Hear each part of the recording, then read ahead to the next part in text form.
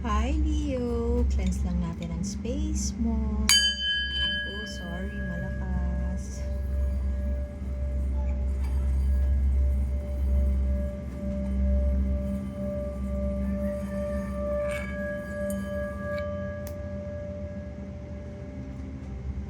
Sarap. Sana naramdaman nyo din yun. Salamat for being here, Leo. At ito ang yung April reading, Sun, Moon, Rising Sign, and Venus General Reading para sa sign ng Leo. Kung hindi nakaka-relate, okay lang yon. Maaaring ang susunod, ang dami masyado. Maaaring ang susunod na reading ang para sa inyo, pero naniniwala akong meron at meron kayong mapupulot dito, lalo na sa oracle reading. At echoing Zenaida Seva, rest in peace po. Ito po ay mga gaway lamang. Tayo ay may free will, gamitin natin ito. At always aim to do things para sa iyong highest good. Oh. Yung iba sa inyo, maaring, kasi this is the fertility card, pwede ding abundance. Hindi pa natin sure kung tungkol saan ito, pero generally, maaaring yung iba sa inyo ay may bagong panganak, iniwan ng baby daddy, o kaya nasa toxic relationship at hindi makaalis dun sa sitwasyon na yon. Pwede rin na may longingness, may pag-aasam para sa isang bagay na abundant para sa inyo. Makakaraos din. May ganun. May hope akong nakapick up na energy. Wala pa yung star card. I mean, hindi tayo sure kung lalabas yung star card. Pero star energy, may hope, may pag-asa, may pag-aasam na parang wishing upon a star na makakalagpas din ako dito. Nahihirapan na ako, tingnan mo umaakit sila, oh. Tapos may hawak siyang bata sa likod niya. Pwedeng nahihirapan na kayo, single parent ka at nahihirapan ka na sa mga bagay-bagay, maaaring sa pera, maaari ding maghanap ng trabaho, maaari ding namumblema kasi walang katuwang sa buhay. Gusto mo nang makaalis dun sa sitwasyon na yun. Mabigat pa para sa iyo. Pero maganda ang card na to kasi sa ibang deck, like yung isa kong deck, siya, si Our Lady of Guadalupe, Milagro. Iniwan ng baby daddy, ganun, baby mama, ganun, iniwan at mag-isa na lang ngayon sa buhay. May pinagdadaanan si Leo ngayon na mabigat, na masakit, at pwede rin kagagaling nyo lang sa breakup tapos hindi mo alam na buntis ka pala, o hindi mo alam na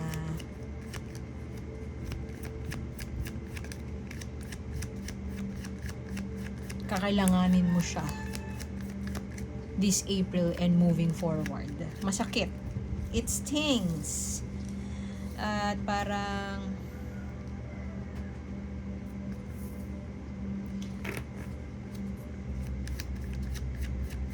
wishing na kailan ba ito matatapos. Pero feeling ko handa ka na umalis dun.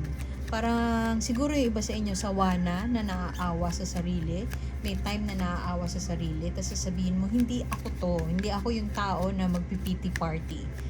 Kasi ako yung, let's say, joker ako yung life of the party Pero bakit ganito? Bakit ako nag-iinarte ng ganito? Bukod sa hindi ko deserve to, hindi ako to. Maaaring ganun ang pinanggagalingan ni Leo ngayon. May sakit pero kapit lang. Yung iba sa inyo maaaring iniwan ng kinakasama dahil ayaw ng pamilya sa inyo, ayaw ng mga kaibigan niya sa inyo. Pero look at that, may drive, merong willpower galing kay Leo. Leo malakas ang confidence, malakas din ang tiwala sa sarili, kumpiyansa sa sarili, if not mataas ang self-esteem mo, at handa ka na pagtagumpayan ito. Pero aminin mo sa sarili mo, 'di ba? Na parang aminin ko sa sarili ko ang hirap ng sitwasyon ko ngayon. Siguro iba sa inyo para nahihiya na ikwento sa mga kaibigan kasi hindi talaga ikaw yung tipo na makakaranas ng ganito bukod sa hindi mo deserve. Lagi kang nagtatagumpay sa mga pipiliin mong endeavor. Ayan o, ito. Maaaring meron dalawang sitwasyon na magkaiba na options na binibigay sa'yo ngayon. Pero, alam mo yung gagawin eh. Yung iba sa inyo pwedeng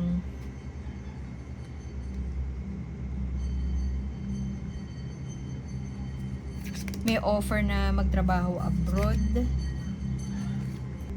So, nasabi ko nga kanina, si Leo ay isa sa mga tao na mataas ang kumpiyansa or mataas ang self-confidence. Gitnang-gitna yung Chariot to, paring success yan. Pero pwede ding ano lang yan eh, tibay ng loob, resilience. Alam mo na mapagtatagumpayan mo siya. Pero siguro iniisip mo ngayon, bakit parang nangyayari sa akin to ngayon? Bakit parang hindi ako makagalaw? Bakit parang nahihirapan akong gumalaw? Hindi ako makaisip ng gagawin? Nakakalungkot yung sitwasyon ko. Ina-acknowledge mo yung down ka ngayon at ina-acknowledge mo yun. Maaaring sabi ko nga, yung merong grupo, pwedeng yun nga, family members or pwedeng kaibigan to ng jowa mo, tas ayaw nila sa'yo. Siguro ngayon iniisip mo malaki yung impluwensya nila kung bakit ka iniwan ng jowa mo. Pero parang pakiramdam mo na ano ko ba kayo, parang wala akong ginagawa sa inyo. So, parang nakadagdag yun sa bigat ng dinadala mo ngayon. Tapos, nakaka-overwhelm kasi hindi mo siguro ine-expect. Pwede kasing plastic ka lang nila dati. I mean, naging kaibigan mo rin sila eh. Pero bakit parang ngayon, lumalabas na parang binuyo nila yung partner mo to get out of the relationship na meron kayo. At parang gusto mong lumaban, gusto mong depensahan yung sarili mo. In fact, parang defensive ka nga siguro. Kasi alam mo na nasa tama ka. At alam mo na gusto mong ipaglaban yung mga karapatan mo. At patol mode, yung ganun. Ready ka pumatol.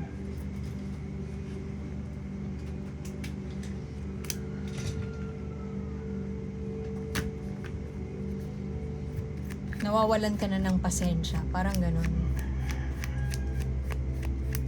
Tapos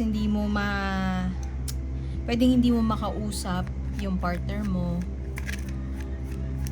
Pwede rin na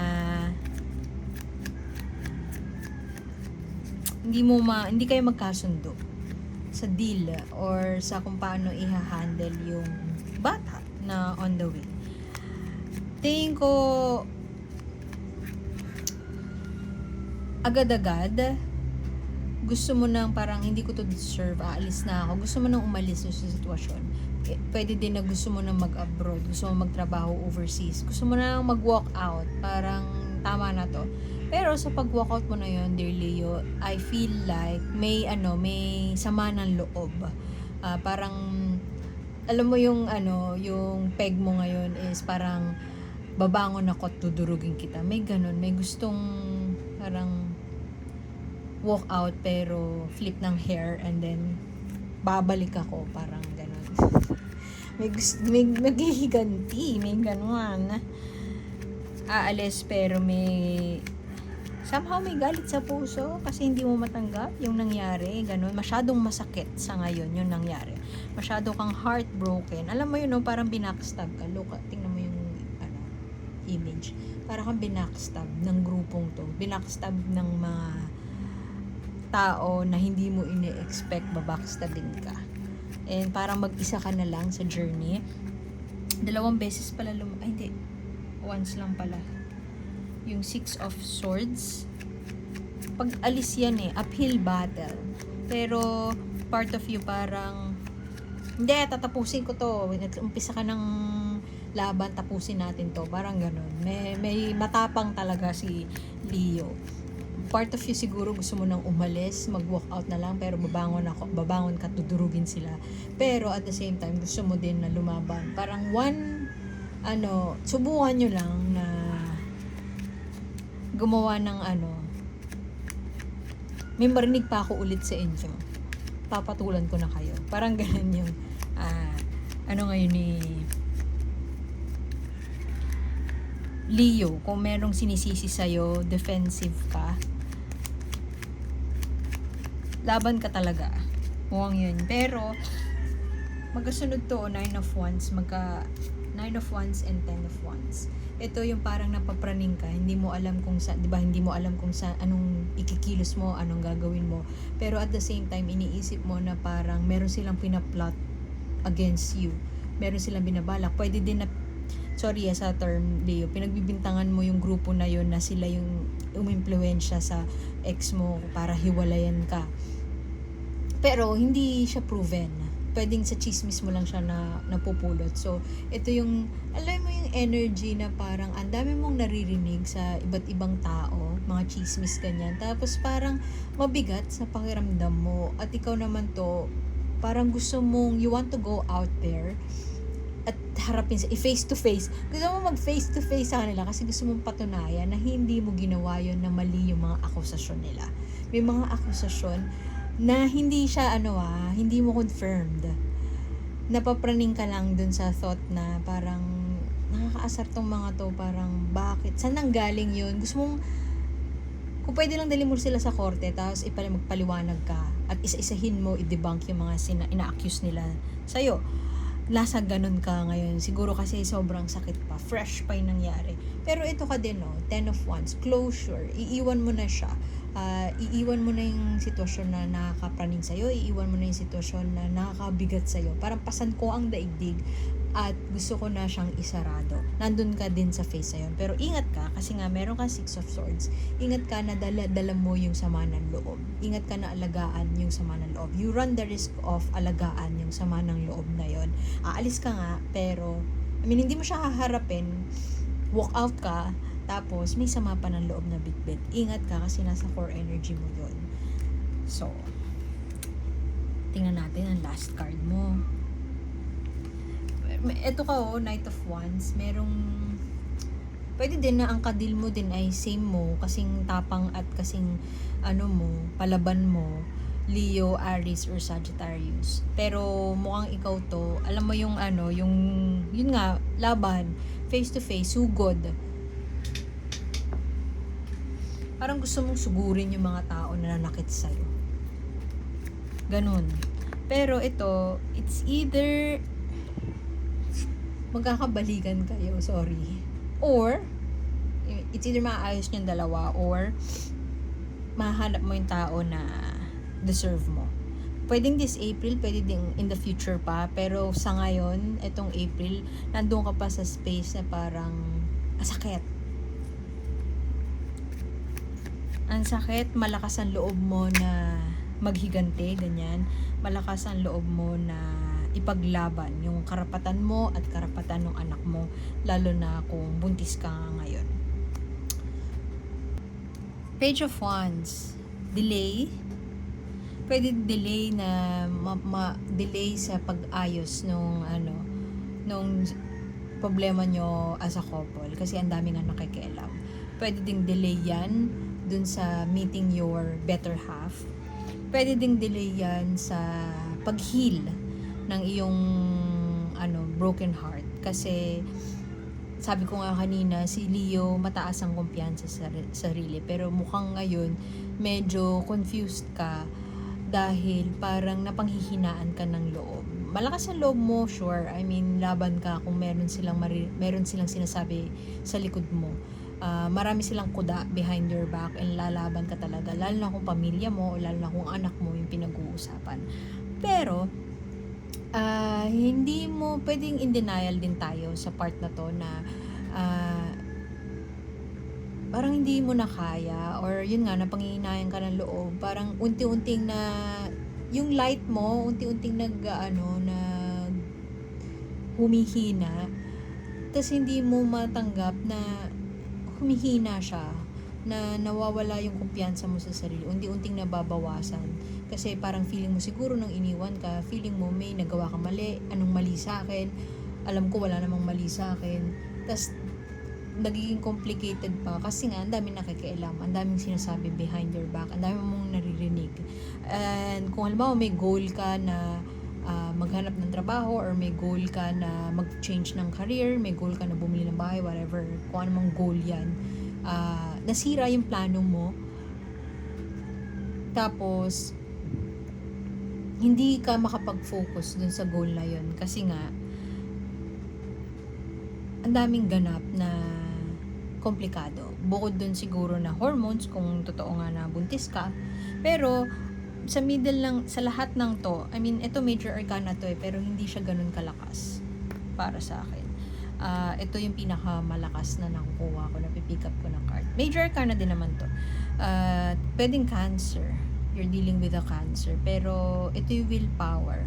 Ito yung maraming ganap sa paligid, magkaibang opposite side of the fence, opposing views nasa yun. Bawa sinasabi na advice sa'yo ng friends mo, gawin mo to, pero ibang iba yun sa nafe-feel mo na gawin, tamang gawin. Nakuha mo yung middle ground nun, and unti-unti mong binubuo yung lakas ng loob mo para pumunta sa lugar o i-tread yung path na tingin mo para sa'yo at tama para sa'yo. Maraming delays na nangyari. May kapraningan, may paglaban, merong ang daming ganap, pero mukhang part of you willing na tapusin na yon. Kasi kailangan magpakatatag, yung ganun. Message sa'yo, Oracle card, the universe. Message for our dear Leo. Message for Leo, please. Anong gusto mong sabihin kay Leo? Anong gusto mong malaman ni Leo? Okay, fine. 2. Miss Sunshine. Rising above the challenges. Finding the sun. Tingnan, ay, hindi pala sa'yo yun. Sabihin ko sana yung sun eh. Rising above the challenges. Tingnan mo akong dito sa baba. Very, very, very dark. So, yun, rising above yung challenges na yun. Umaalis na dun sa dark phase na yun. Ito yung sign na paalis ka na dun sa dark period.